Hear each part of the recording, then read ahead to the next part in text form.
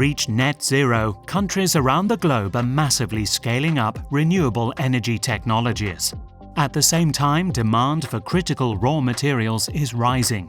We need to maximize resource efficiency and move towards a circular economy, the missing piece for decarbonisation. How can we create sustainable global supply chains for critical raw materials, and how can we decarbonize by fostering resource efficiency and circularity?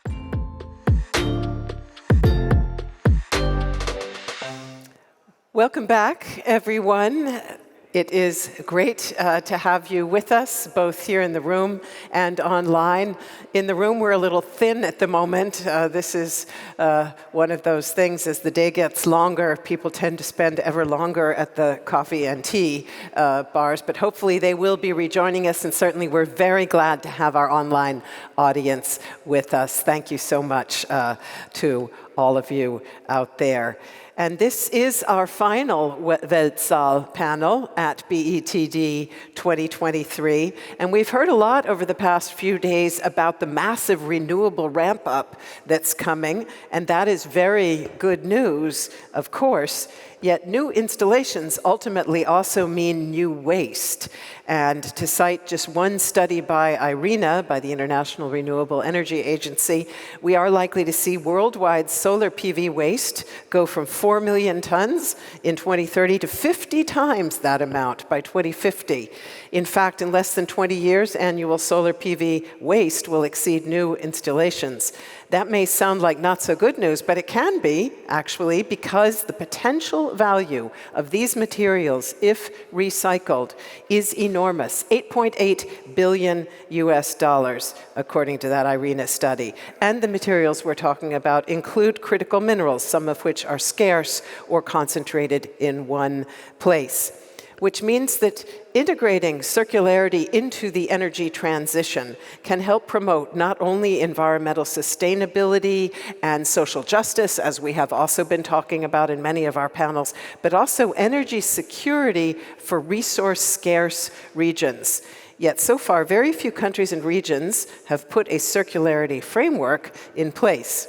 In this panel, entitled Circular Energy Transition, the missing piece for decarbonization, we're going to be asking, how can we make sure that global supply chains for critical raw materials are designed in a circular, sustainable, socially just way? What policies and technologies can ensure resource efficiency and circularity in the clean energy transition?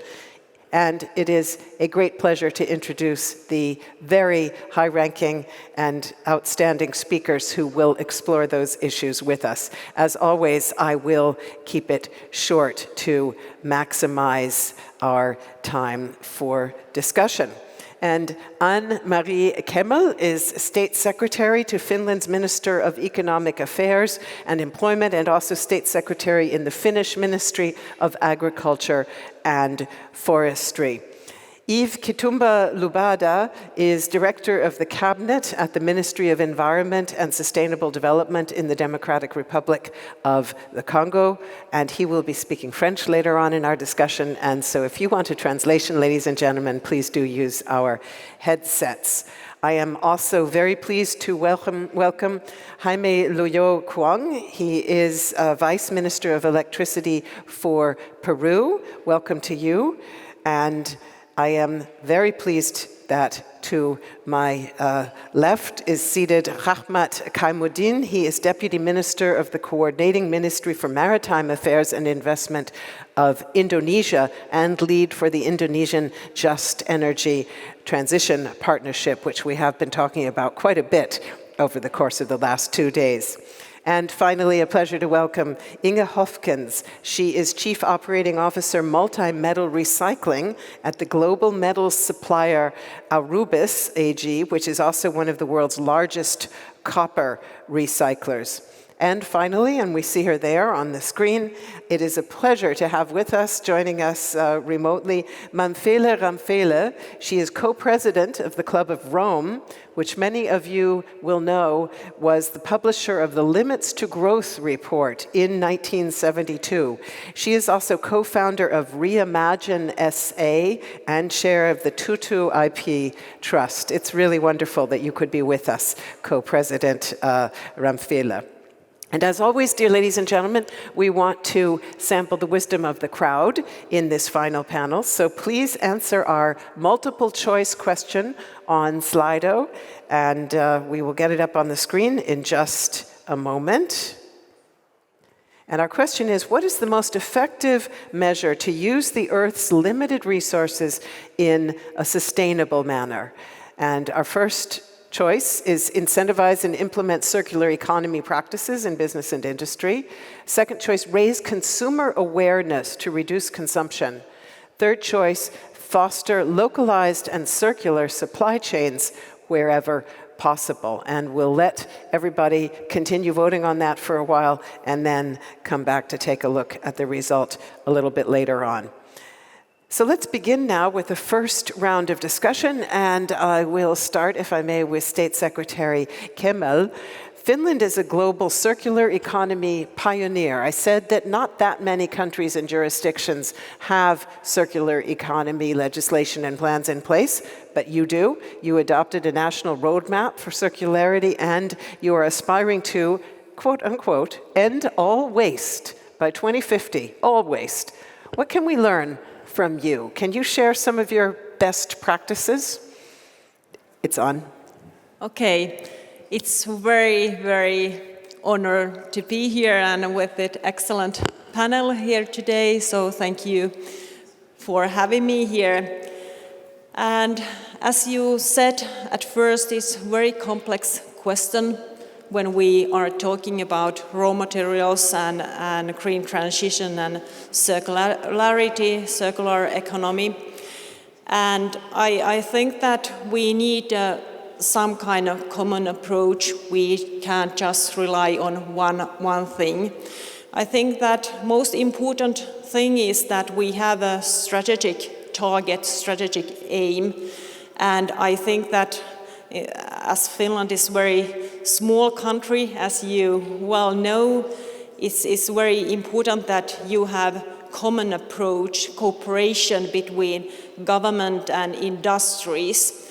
And of course, after setting that very even ambitious targets, strategic targets, you have to have carrot and stick also. So first target, and set it together, cooperation with industry, but then carrot and stick. I think that we need all those instruments which are available, and I think that the most important thing in Finland is that we have done these programs together with industries, so they are very committed those targets as well as our climate neutrality targets as well. We are going to be climate neutral in 12 years. But I don't think that there is only one solution. It's a very broad common approach which we have to take, and we have to turn every rock in that path. Thank you very much for that. And in this panel, we will, of course, be looking at different dimensions of this topic. And in that way, also, this is a complex issue. But let me go over now to Director Lubada, if I may. And the Democratic Republic of Congo produces more than 70% of the world's cobalt, holds 60% of the planet's coltan reserves, and is the world's fourth biggest producer of copper. All of them are critical for the energy transition. Many of us are familiar with the so-called resource curse, the paradox that rich natural resources often don't wind up boosting broad-based development. So tell us what you are doing in the DRC to ensure that exploitation of your rich reserves does benefit local communities.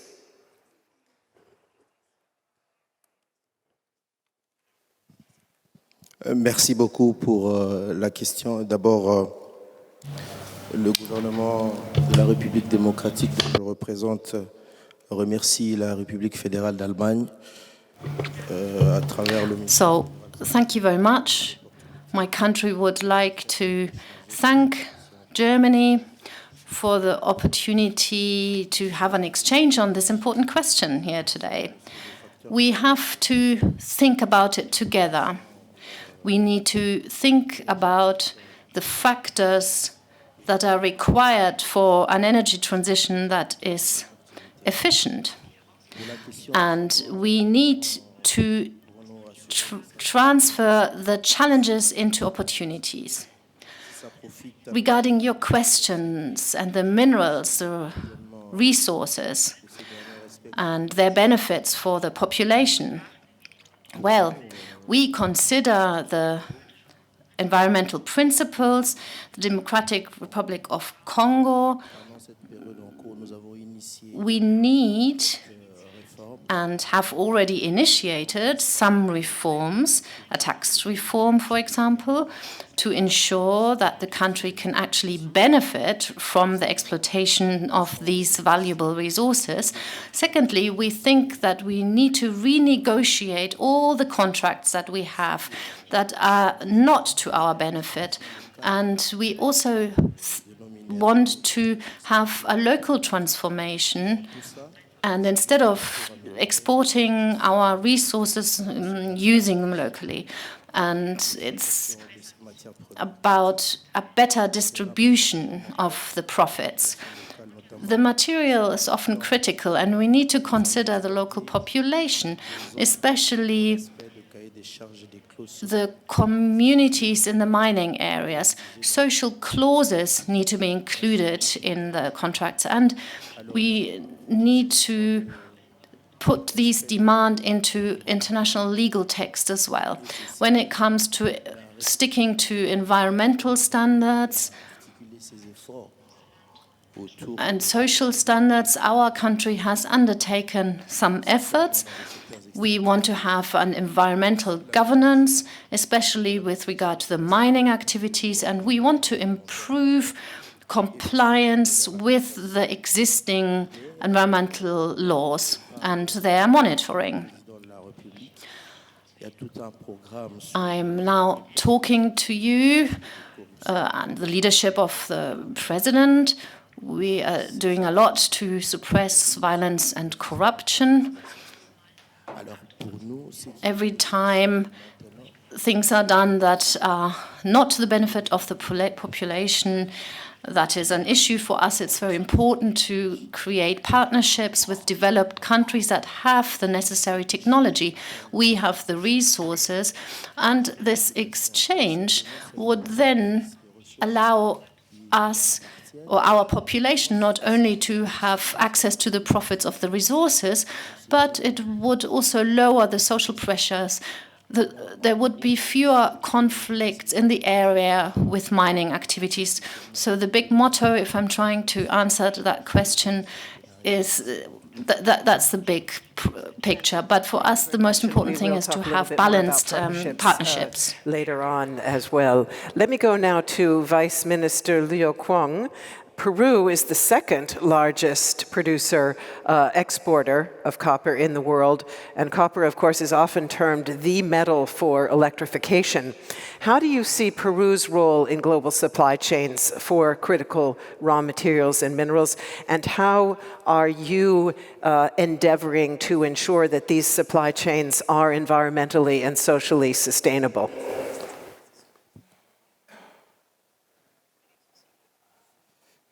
Gracias primeramente por la invitación a la organización a esta reunión con expertos. Thank you very much for the invitation to this panel discussion with the colleagues and the experts from the energy sector. Comprender la transición energética, no solamente el cambio. When it comes to the energy transition, we must not only understand that as a change in terms of hydrocarbons, but as a move towards more renewables, and that has to do with minerals as well.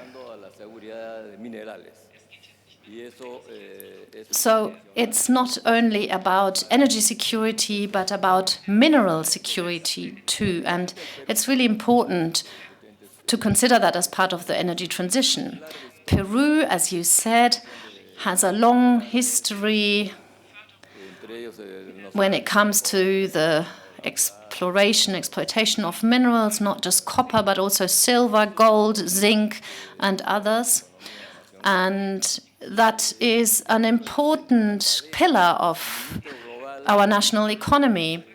Within the global supply chain, the situation is as follows. Well, the supply chain starts with production, and I agree with the colleague from Angola, or from Congo. There are conflicts in this first part of the supply chain with those communities who live in the areas where the materials are mined or exploited. The problem is that the people there do not directly benefit from these activities. It's paradoxical, really. In Peru, there are certain communities where a lot of mining takes place, yet people there are affected by the highest levels of poverty. The current government is trying to do something about that, not only because it's good for the country, but it's about social justice. One factor that I noticed hasn't been mentioned in these discussions is water. Water is essential for life, and it's also essential for activities in these areas. Copper, lithium, lots of minerals need a lot of water. So for the exploitation. So we want to improve recycling and introduce a circular economy. And that means that new jobs can be created, especially for those people who are currently suffering from the mining activities. I think that is, well, what we're doing at the moment, and it can make a difference to get more people out of poverty, and it can allow them to participate with services that are complementary to the mining activities. And I think it's a strategy that I believe will show first results soon, and we will continue in that direction too. The conflicts have become less as a result of dialogue, and by including the companies and the communities, there should be an interaction where both sides benefit, where there's a win-win situation, not only at the beginning of production, but even before that starts. And we're trying to implement that in our country at the moment. That's what I can say so far, and I'm open for more questions. Thank you very much also for the reminder about water, indeed, very important indeed. Let me go to Deputy Minister Kaimuddin, if I may. And your own country accounts for 37% of global nickel production and is estimated to hold 22% of global reserves of nickel. And nickel is contained in almost every clean energy technology and is sometimes called the devil's metal, as I learned when doing the research for this panel, due to its price volatility on world markets. So can you briefly outline how Indonesia sees its role in global production and supply chains for nickel going forward, and also whether there are measures that you can take, given your very strong position in this market, to counter those fluctuations? Yeah, thank you. Thank you for having us here. Basically, as you say, Indonesia is probably hold the largest global reserve for nickel.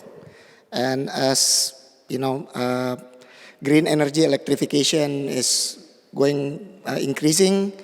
The demand for nickel has increased as well, especially for the storage or battery technology.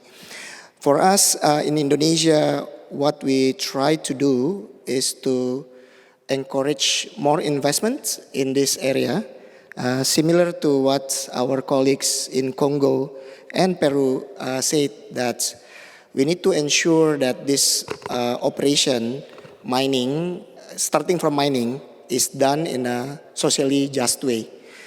The people in the community and the country has to get good benefits for the development of this industry as well. For example, in nickel ore in Indonesia only comprise of 2% of nickel. The rest is actually moisture and dirt, so dirt and water. So what we are trying to do in Indonesia is to do not only extractive industry, just the mining. We are trying to build more smelting and refining, the downstreaming industry in Indonesia, to increase more value add, so people in the community get the benefits. Because it doesn't make sense for us just to send 98% of dirt and water across in other countries. It's just not socially and economically, even, and carbon footprint is also not good. So, and then, of course, we need to make sure the refining process, the smelting process, has to use good technology that is sustainable and also acceptable for the global market. And so for Indonesia, once you improve the supply, hopefully, and the supply is done in a socially just and sustainable manner, pricing is all about price and demand, right? It's a supply and demand. So if you increase good supplies, hopefully the price will be much more moderated. And also, one of the things that we need to look at is where all these metals are traded. Today, the market for nickel is actually done in, the benchmark is an LME, and it's 100% nickel. But actually, what is used in the industry is not 100% nickel. It's actually, for example, MHP, that is only maybe 20% something. So we need to make sure that there is a marketplace for this second-tier product, not only the 100% nickel. So that's something that we have tried to think about, and we also invited people, let's say in Europe, to create the market for this type of commodities moving forward. Thank you. Thank you very much. And as I mentioned, Ms. Hofkens, Arubis is, as I understand it, not only a metal recycler, but also a metal supplier. So in your work with producing countries, to what degree do you see now a change toward more awareness of environmental and social sustainability? And how can you as a company help to drive that, if at all? Thank you so much, and thank you also for having us. Indeed, Arubis is a copper producer, which is processing, on the one hand, copper concentrates, about 2.4 million tons per year, and on the other side, we do also recycling at about 100 million tons per year. That brings us in the total copper production that we do up to a percentage of about 45% of the recycling part in our total copper produced. As you mentioned, we are not just active in recycling only, but also in the primary sourcing. And this is indeed a challenge for us going forward, because, of course, this is an activity that is a global activity and not just related to the countries where we have our smelters, which is mainly on the European ground. And I think, as you mentioned already or indicated, this is definitely not an easy thing for a single company alone to kind of drive that process or to kind of really change the process. But we are very committed in the way on how we want to cooperate there, and it's really all about collaboration. It's really understanding also the needs and the environment which our suppliers are in, and together put our competences, understandings into place and going together on that path. There is a lot of challenge on the path. Certainly, if you see on quite some policies going ahead of us, which we might take into account. But I think as a company, but also as a whole, we should work into it that we can, where we are active, stay and improve things rather than take it with an angle that we would cut and run, let's say, in that perspective. So you say that no one company can drive this. Now, the European Commission has recently published its Critical Raw Materials Act, which was a very long-awaited legal framework that's aimed at strengthening localized, circular supply chains within Europe and making sure they comply with environmental and social standards. Will that act as a driver and a lever to establish fully circular supply chains in areas related to the renewable energy sector, do you think? It will certainly drive it into that direction, and that is also what is needed if certainly on the recycling part, which is absolutely core to our growth strategies, it's absolutely needed that we have those strategies in place, because we need collection rates to be enhanced, to be moved forward. We need our consumers to be aware, and we also need the right framework to kind of allow that whole industry to be built around it too. There is a lot of symbiosis actually around the copper industry, as I heard already from the other panelists before. Copper is a required strategic critical raw material in the green transition. Take it from the e-mobility, take it from the green energy. In itself, copper is really recyclable in a very good way. So if you recycle it will not lose the quality it would not lose quality throughout the whole supply chain. But copper never comes alone. There's also a lot of other elements coming along the chain.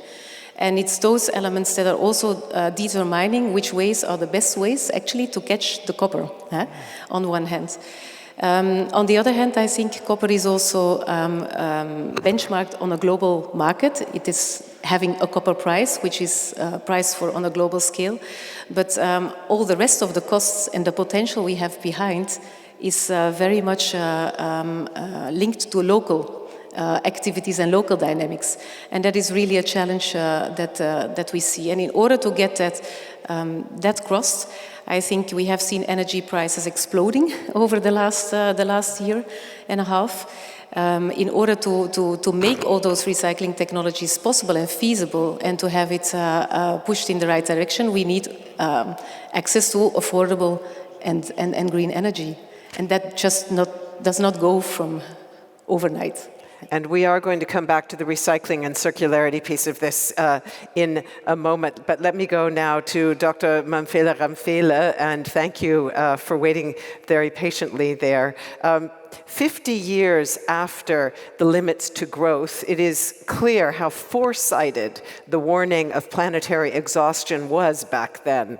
The Club of Rome marked the half-century anniversary of that report with a new report that outlines solutions we can take now to ensure a livable green future for all.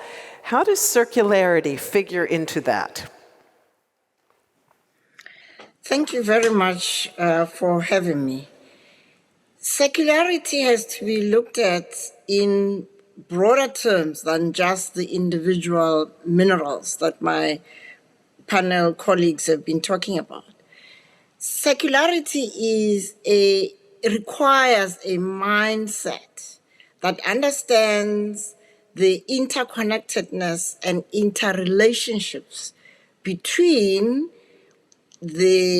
what we do in terms of sourcing materials, including water, and I'm glad that someone raised the issue of water, because I have just come back from the UN where we presented a report about water as a global common good that needs to be managed and governed collectively for the benefit of all, because without water we cannot live.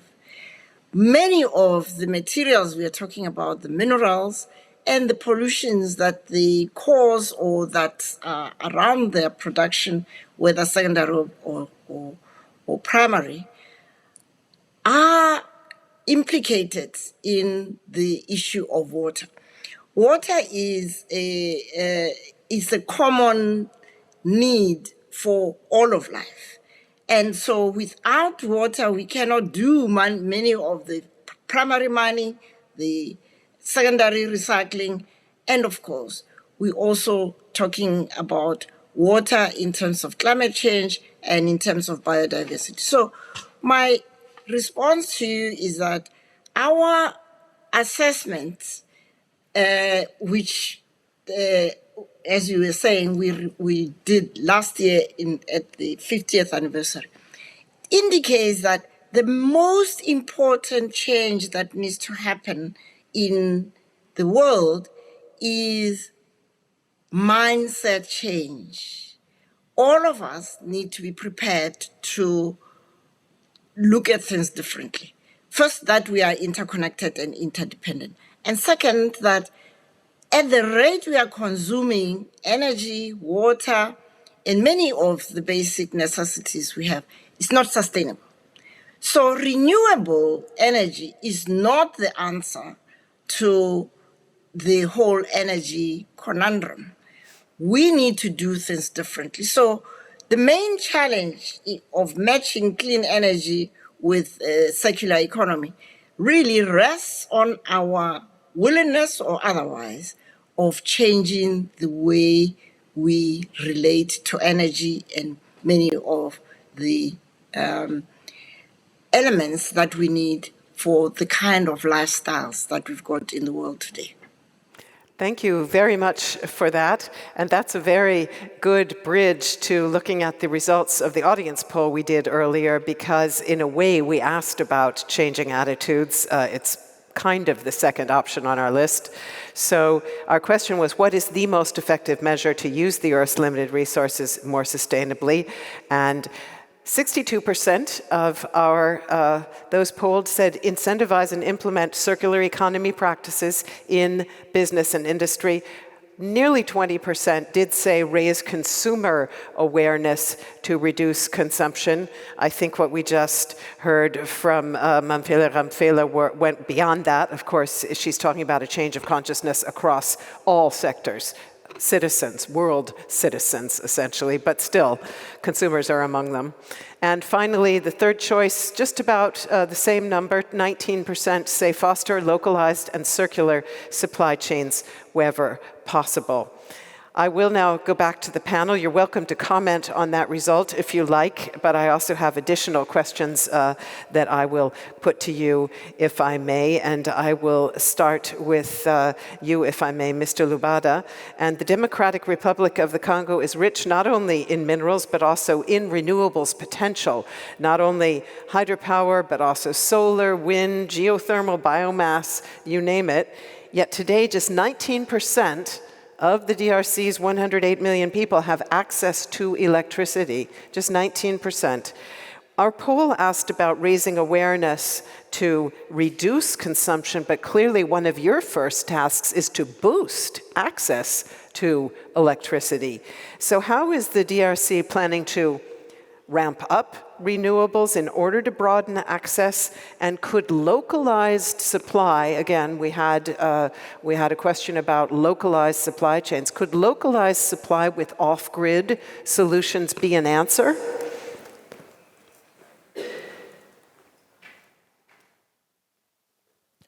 Merci beaucoup pour la question. Il est important. Thank you very much for your question. First of all, we have to emphasize that our country needs energy. And we need this energy for private households first and foremost, and also for small and medium-sized enterprises. The main potential of hydropower in our country is, of course, important because it is the major source of energy in our country. That comes with a number of benefits. For example, it allows us to reduce deforestation. And it also means that people do no longer have to use wood-burning stoves, but rather can rely on clean and renewable energies. in the population largely, there is no real alternative. If we look at the main conurbations and urban areas, in comparison to the overall size of our country, there are many major towns and cities that are near bodies of water, and in some areas hydropower can be used for energy supply, but in others this is not possible. Therefore, we mainly want to take advantage of the benefit of preventing deforestation by using clean and renewable energies. So that would be our contribution to the energy transition. We are not in the position of an industrialized nation.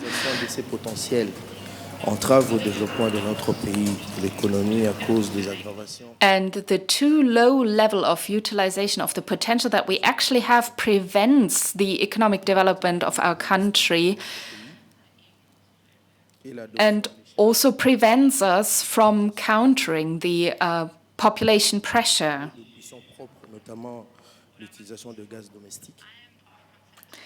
Above all, we have to focus on providing energy supply for households.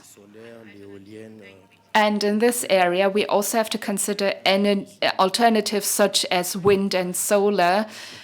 And in this area, our country has a potential that cannot be underestimated. So if we look at this potential, we can say that we have a potential of 45 gigawatts when it comes to wind and solar power.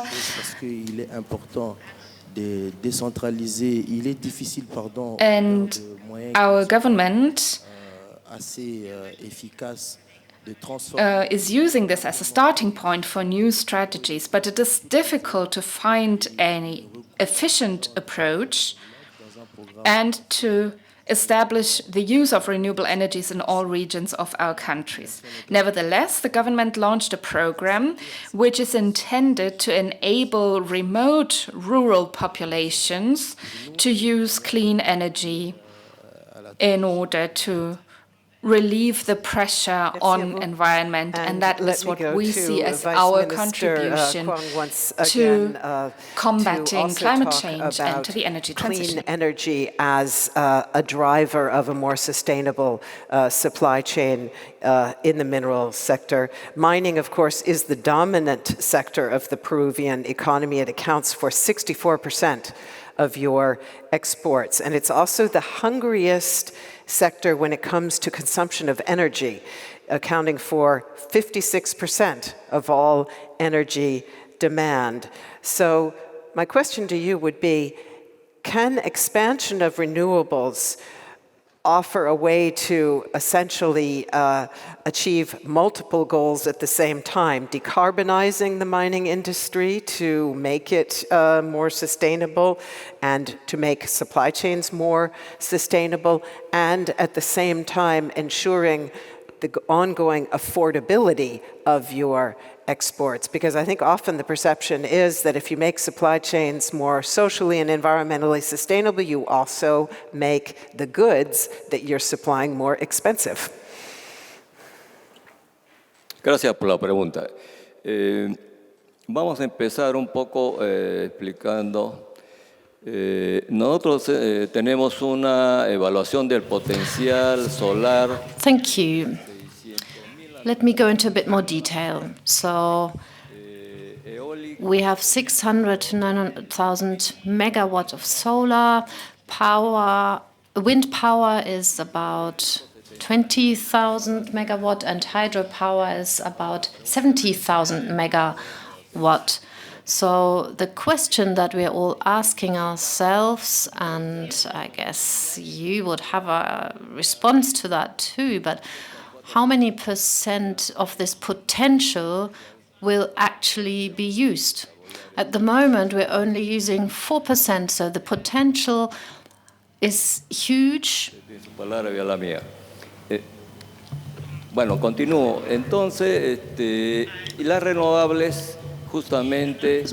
Well, renewables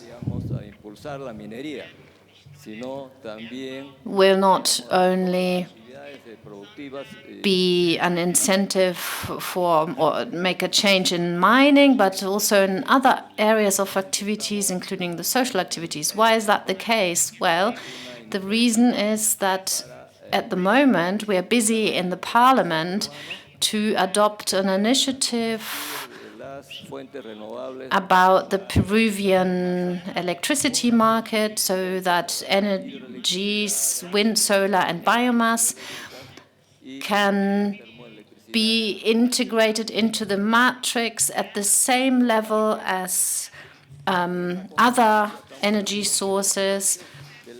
And in this competition, we are sure that the electricity prices will go down for everybody, not just for the millions of private households, but also for industry. And maybe that answers some of your question. The industry and the mining industry will become more competitive in that way. On the other hand, if electricity is generated by renewables, wind, solar and biomass, and if that gains more in importance, then I'm sure that that hydrogen will also increase. Green hydrogen, I know there are different colors. We, of course, want to promote green hydrogen, and that's also a result of the renewables that we are talking about. In the production chain of green hydrogen, electrolysis of water is important. So water in itself is very, very important for green hydrogen manufacturing. Many people say, well, the oceans have endless resources in terms of water, but that's salted water, and we need desalination facilities, and the whole desalination process will have negative impact. You'll have a residue of salt, and that can cause pollution. So we need to desalinate the water, but then cope with the waste as well. That all needs to be considered. We haven't really talked about that yet, but I want to put it on the table too. It needs to be considered too. Even if green hydrogen appears to be the resource of the future, the clean resource of the future, it may be an infinite resource, because oxygen and water will be available always. But, you know, it's only fresh water that can be used, and fresh water is not infinite. And as climate changes advances, some of those water resources are dwindling, the glaciers are melting. That is actually a source of fresh water. Altogether, it's a whole series, a whole complex of questions. I don't want to say that I am against green hydrogen, but you need to apply a good strategy so that everyone benefits from that. And all of what you just said clearly underlines what we heard from Madame Ramphele, of course, that we have to think about this systemically and think about it in a new way. Deputy Minister Rahmat Kamudin, if I can come to you. At the G20 Leaders Summit in Bali last year, Indonesia launched its Just Energy Transition Partnership, which we have talked about a number of times here over the past 2 days. Apart from phasing out coal, one of the key objectives is to upscale renewable energy industry on a local basis. And in the last 3 years, Indonesia has signed more than a dozen deals worth more than $15 billion for battery materials and electric vehicle production with some very big-name global manufacturers. So how much leverage do your mineral riches give you to use deals like this to foster local value creation and boost domestic renewable energy technology producers? Thank you for your question. So when we talk about JETP, our Just Energy Transition Partnership, it is first and foremost an effort to decarbonize our power sector. And Indonesia is blessed with a lot of resources, including fossil energy and also critical minerals. And as we decarbonize our power sector, we need to make sure that our position to be an energy secure country is not compromised. And therefore, we need to make sure that we have a very strong renewable energy industry also domestically. In terms of our, you said leverage, to be honest, at least personally, I didn't see that as a leverage. We see it as maybe a responsibility that Indonesia needs to help provide resources not only for domestic, but it's also for the world. We talk about EV battery materials from nickel and whatnot. We want to help build this industry. We invite people as well from all over, as you described. Big global players come to our country to set up manufacturing capabilities, to have a more value-added win-win cooperation, not only extractive industry and industrialized nations, but so that we can also industrialize our country. We also look at this renewable energy industry as a very strategic role in Indonesia, because, for example, when we speak about solar PV value chain, right now it's dominated by one country. It's like 90% of the solar PV production starts from China. And I think geopolitics aside, it's also not good for value chain. We need multiple sources such that if something happen, like a disruption in the global supply chain, like in COVID happen, we are not in shortage of this very critical material. And what we just discussed in Indonesia 2 weeks ago, we signed up an MOU between Indonesia and Singapore government to leverage basically Indonesian renewable potential and Singapore green electrons demand as well as their capital, so that we can do a cross-border transaction. But also we need to ensure that the manufacturing of the solar PV and the battery system can be done in Indonesia. If that is successful, of course, Indonesia will basically benefit because we'll have a very sophisticated solar PV industry. Our regions also benefit for this green electrons potential, but the world will also have another alternative of a high quality solar PV value chain. So that is how we want to play our role, and hopefully will benefit everyone. Thanks. So what we've heard from the big minerals and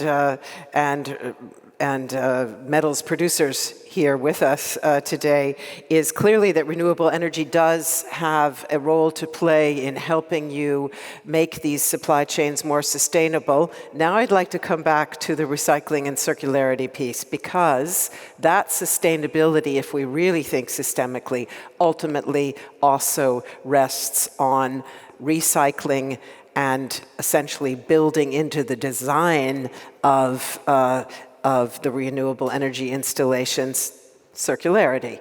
So let me go now back to State Secretary Kemal, if I may, because you do have this circular economy law in place now. And I wonder if you can tell us, because wind energy is the fastest growing source of electricity in Finland, and it's now reaching 14% of the country's total energy mix, as I understand it. Last year alone, you put 427 new wind turbines into place. By 2025, wind's expected to cover double the share of the energy mix. So does your country's circular economy approach also apply to the end-of-life recycling of wind turbines and other clean energy technologies, for instance, lithium-ion batteries? Yes, very, very important questions. And I have to say that we haven't divided our strategy, how you say, in different parts. So I think that we have this strategic goal and aim and target that we are going to double the circular economy rate of materials by 12 years now, same year as we set our climate neutrality target, 2035.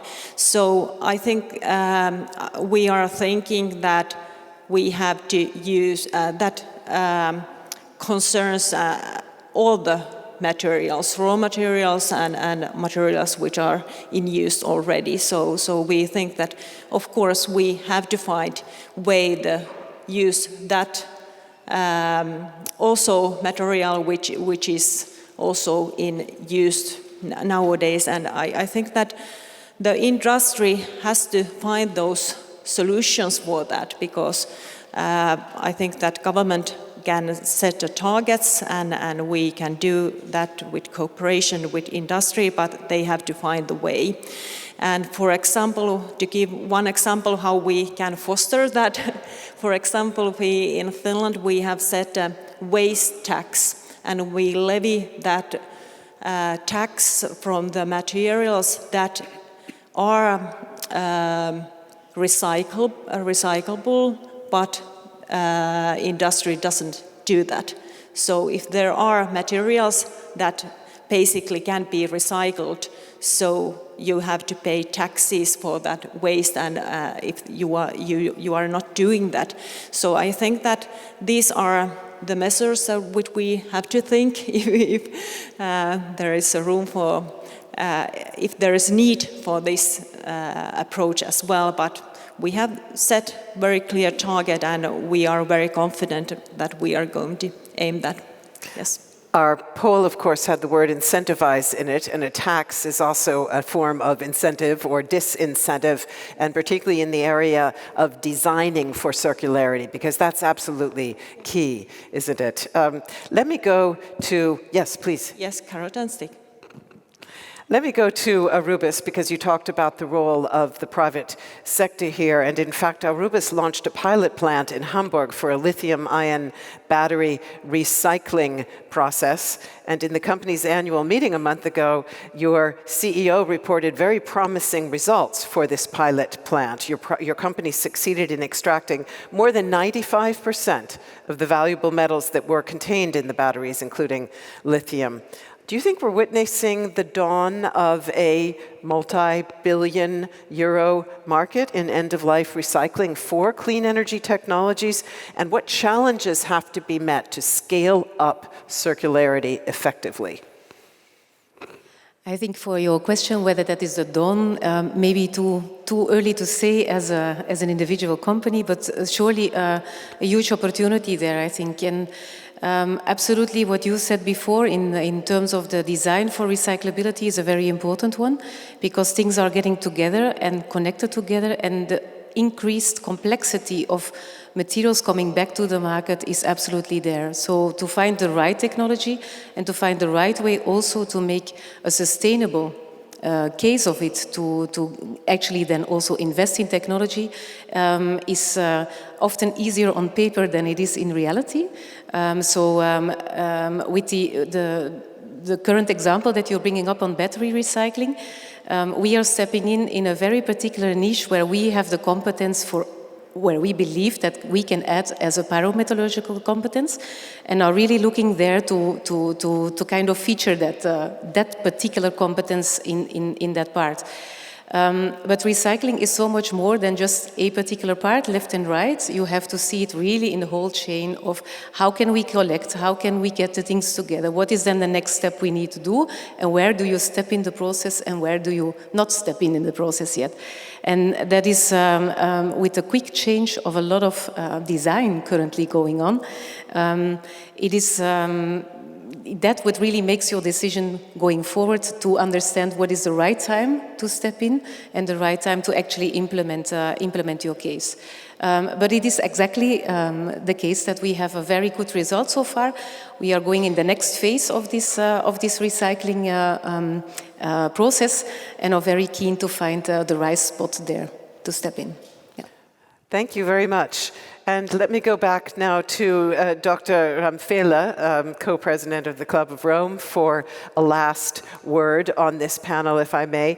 One of the main features of the renewable energy turnaround described in your Giant Leap Forward report last year was to electrify almost everything and deploy 100% renewables worldwide.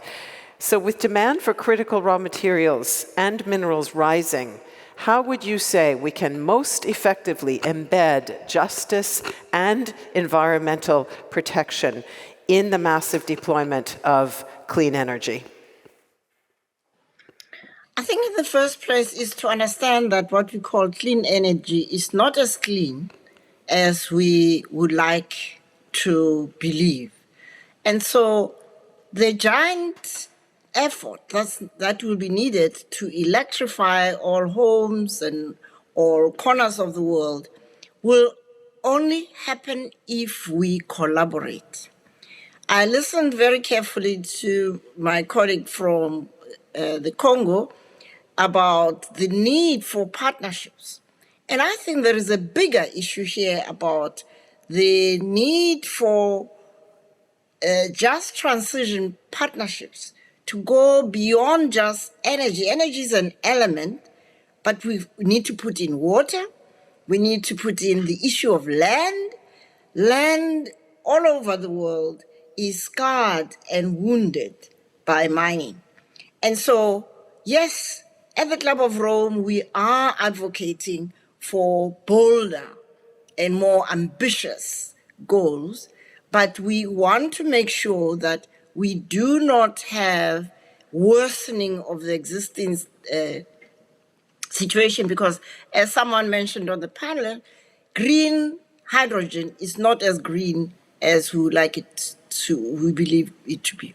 But Africa has the opportunity, as does Indonesia from what we have just heard, to be able to take the lessons from the bad practices of the past and embed them in the expansions that they are having in mind of making sure that we have local level mining, beneficiation, recycling, and the healing of the land, the rehabilitation of the land after its the extraction of minerals. So I do believe it's possible to make sure everybody has electricity, but it will only happen if those who are over-consuming electricity today, and not at the individual level, but at country levels, at regional levels, do the right thing of saving electricity, be more efficient in electricity use. Then the rest of the people who don't have access will then be able to use what we know are global common goods. It's not good enough to say Germany is advanced and therefore they already have reached their goals, and it is for the poorer countries on their own to do what needs to be done. So global, just partnerships are essential to get us to meet the obligations of global equity for a healthy planet. Thank you very much, Dr. Ramphele. Very good words with which to close this panel, and many, many thanks to all of our speakers here on stage in Berlin. It was a very, very interesting and wide-ranging discussion on the role of circularity, and we greatly appreciate your contributions.